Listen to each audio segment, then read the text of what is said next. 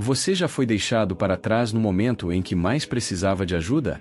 Sabe aquela dor dilacerante de olhar para os lados, no meio de uma crise terrível, e perceber que as pessoas que deveriam te estender a mão simplesmente viraram as costas e foram embora? Ser ferido por inimigo já é difícil, mas ser ignorado por quem dizia estar do seu lado é algo que quebra a alma.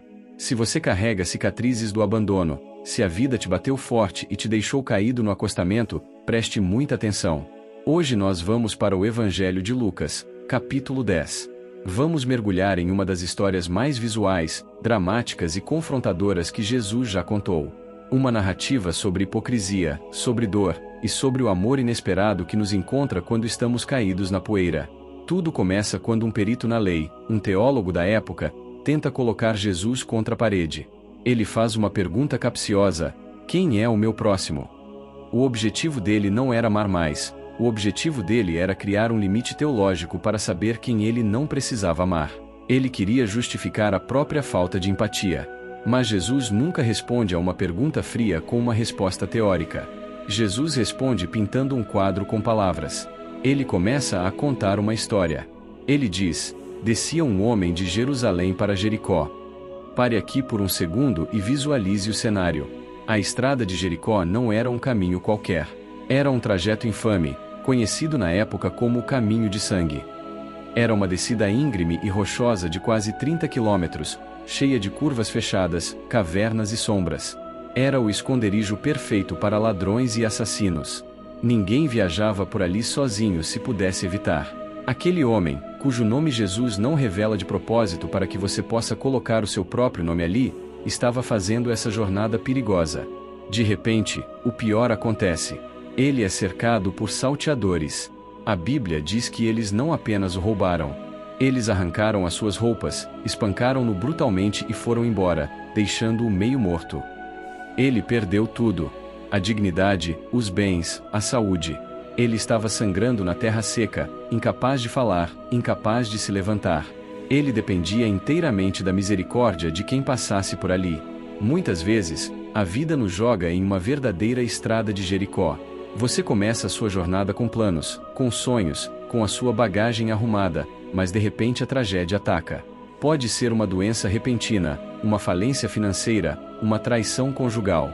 O mundo te espanca, arranca sua alegria e te deixa jogado no chão, sem forças para dar mais um passo.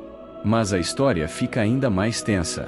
Jesus diz que, por acaso, descia por aquele mesmo caminho um sacerdote. O homem caído deve ter visto o vulto se aproximando e pensado: graças a Deus. É um líder religioso. Ele trabalha no templo, ele conhece as Escrituras, ele fala do amor de Deus todos os dias. Eu estou salvo. Mas o texto diz uma frase que dói até hoje: vendo-o, passou de largo. Ele atravessou para o outro lado da rua. Por que o sacerdote não parou? Talvez ele estivesse com pressa para chegar ao culto. Talvez ele tivesse medo de que o sangue do homem o tornasse impuro para cerimônias religiosas. Logo depois, passa um levita. O levita era o auxiliar do templo, o homem da lei, o cara que organizava o louvor. Ele chega perto, olha para o homem ferido, vê a gravidade da situação e passou de largo. O levita também atravessa a rua. É aqui que Jesus dá um soco no estômago da nossa religiosidade. Não há nada mais frio e inútil do que uma religião que canta para Deus no templo, mas atravessa a rua para não ajudar quem chora na calçada. Quantas vezes nós fomos o sacerdote ou o levita? Quantas vezes nós desviamos o olhar da dor do nosso irmão porque não era problema nosso ou porque tínhamos pressa? O homem caído está agora sem esperança. A religião falhou com ele. A lei falhou com ele. Ele está esperando a morte. E então, Jesus introduz o herói da história. E é um herói que chocou a plateia da época.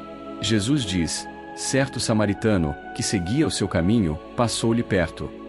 Os judeus e os samaritanos se odiavam. Havia um preconceito racial e religioso de séculos entre eles.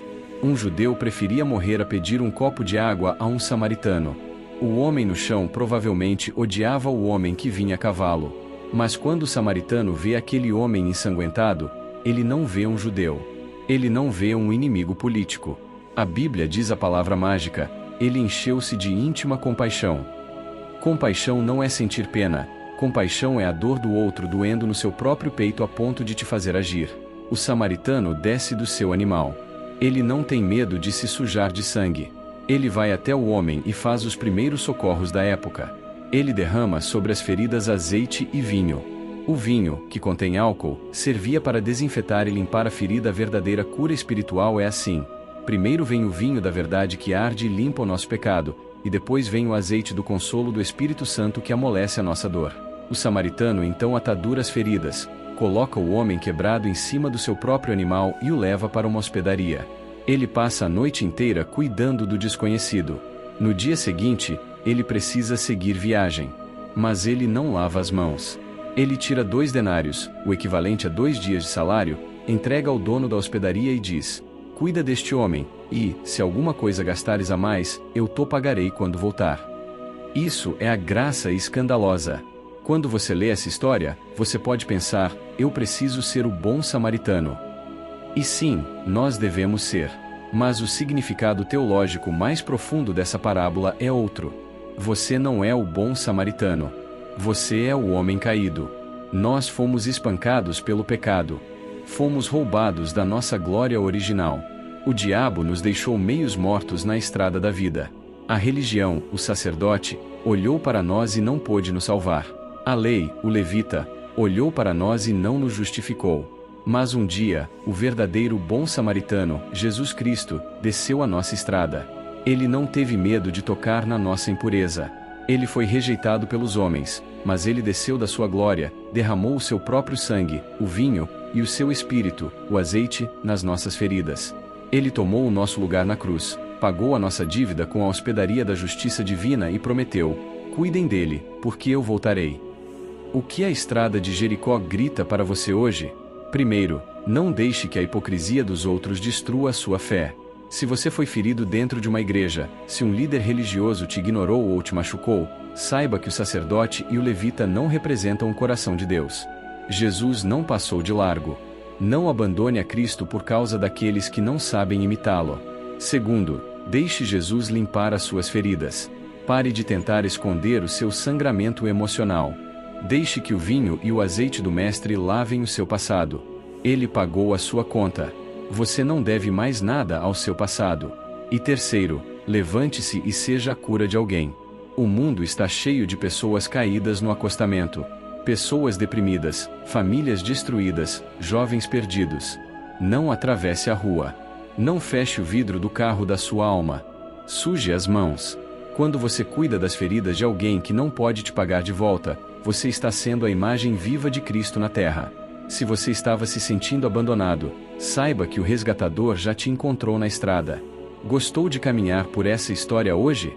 Então não esqueça de se inscrever aqui no @Luz da Palavra, deixar o seu like e compartilhar essa mensagem com aquela pessoa que precisa de óleo e vinho sobre as feridas emocionais.